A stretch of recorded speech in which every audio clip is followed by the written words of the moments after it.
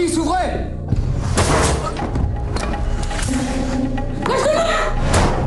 On a un problème. C'est votre rapport, vous n'avez plus qu'à signer. Personne m'a interrogé. Le jeune homme sur qui vous avez tiré est fils de député. Il est sorti du coma hier soir. Il vous accuse de bavure. Bavure, mais c'est n'importe quoi. Évidemment, on ne parle pas de drogue. Qu'est-ce qui me garantit que ça va pas me retomber dessus? Rien. Moi, je veux bien fermer ma gueule, mais être accusé de bavure, pas question. Ça va. C'est l'histoire de deux gardiens de la paix qui sont accusés à tort d'une bavure qu'ils n'ont pas commise et qui, pour s'innocenter aux yeux de leur hiérarchie, vont devoir enquêter en parallèle pour retrouver une drogue, une amphétamine qui vient d'arriver sur le marché et qui est responsable en fait du coup de folie du gars qui les a agressés en premier, j'ai envie de dire, et sur lequel ils ont dû répliquer. Donc ça va les amener à rentrer dans le monde de la nuit et à infiltrer une bande de dealers, ceux qui ont en fait inventé et fabriqué cette drogue. Julie, elle est gardienne de la paix. C'est une flic, mais qui est tout en bas de l'échelle, contrairement souvent aux héros qu'on a l'habitude de voir, aux héros standards qui sont des flics en civil, qui sont en fait des flics galonnés. Simon Mazas, déjà, je donnerai son nom de famille. C'est un personnage, donc un gardien de la paix. Ça fait déjà quelques années qu'il est gardien de la paix. Qui a une carrière un peu en dents de scie, qui n'a pas pu trop évoluer parce qu'il a eu des problèmes avec la hiérarchie. Et je pense que ce personnage, s'il ne rencontre pas le personnage de Cécile de France, il n'aurait pas tardé à se faire radier de la police.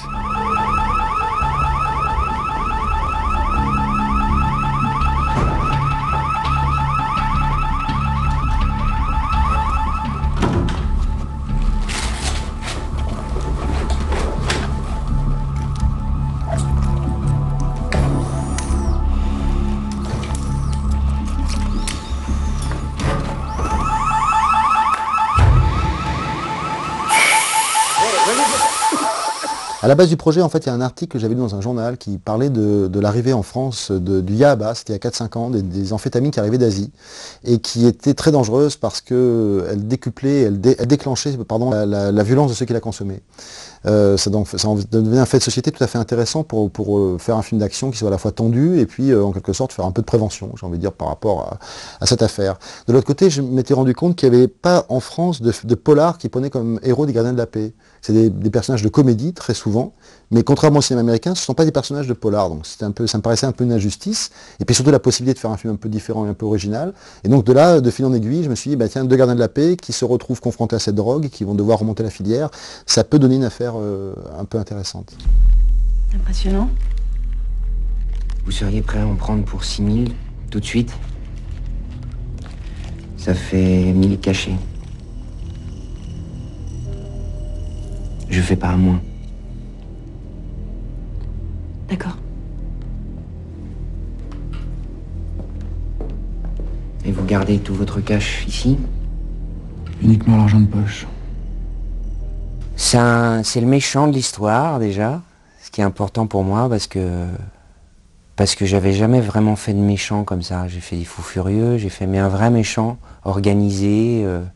Puis on vous dit, voilà, c'est un polar, vous êtes le méchant.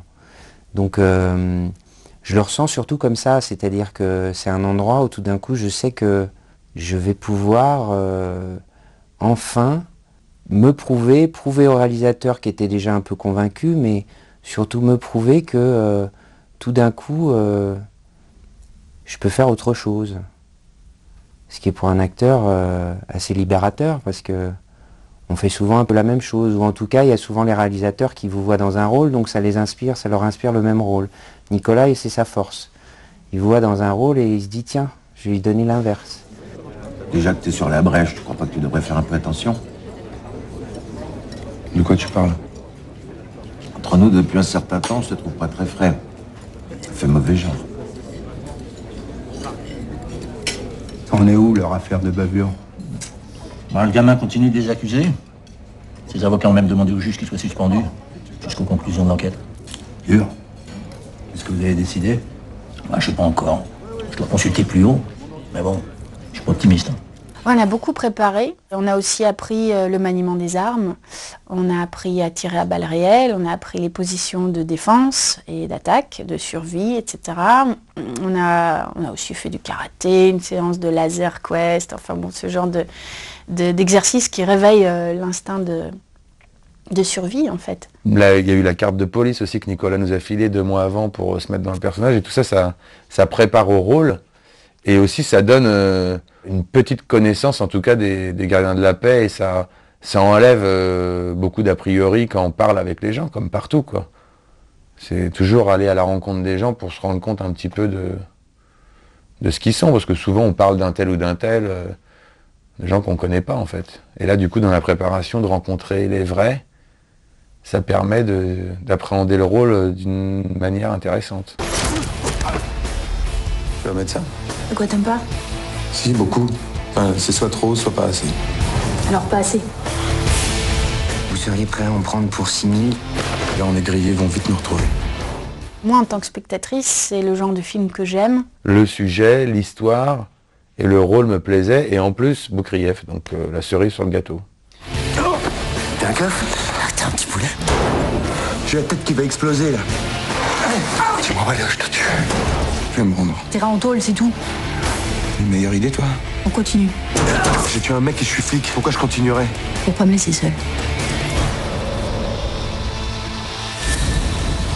Lâche ça.